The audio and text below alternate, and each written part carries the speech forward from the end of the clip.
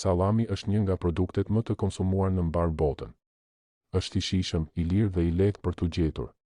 Por, a e dini çfarë përmban në të vërtetë shumica e sallameve industriale? Shumë njerëz mendojnë se sallami është bërë vetëm nga mish cilësor, por realiteti është pak më ndryshe. Shumica e sallameve në treg përmbajnë përbërës të tjerë që nuk i shohim me sy të lirë. 1. Çfarë mishi përdoret në sallam? Zakonisht përdoret një përzierje mishi viçi, deri ose pule, por shpesh përfshihen edhe pjesë të tjera të kafshëve që nuk përdoren për mishin e freskët. Në disa raste, përdoret yndyrë shtesë për ta bërë sallamin më të butë dhe më të shijshëm. 2. Aditivet dhe konservuesit.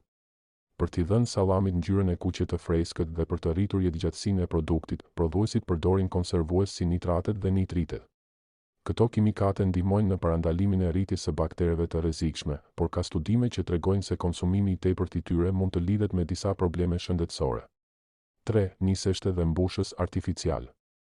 Për të ulur koston e prodhimit, disa prodhues shtojnë niseshte, soj apo mbushës artificial, të cilët ndikojnë në teksturën dhe shijen e sallamit.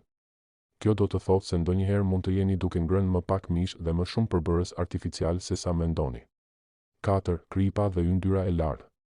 Sallamet zakonisht kanë sasi të larta kripe dhe yndyre të ngopur, të cilat, kur konsumohen në sasi të mëdha, mund të ndikojnë në shëndetin e zemrës dhe të rrisin presionin e gjakut.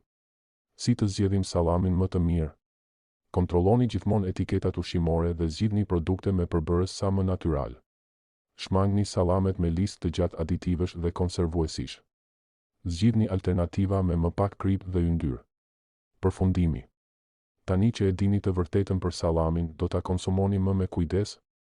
Lini një koment më poshtë dhe na tregoni çfarë mendoni. Mos harroni të bëni like dhe të abonoheni për më shumë fakte interesante.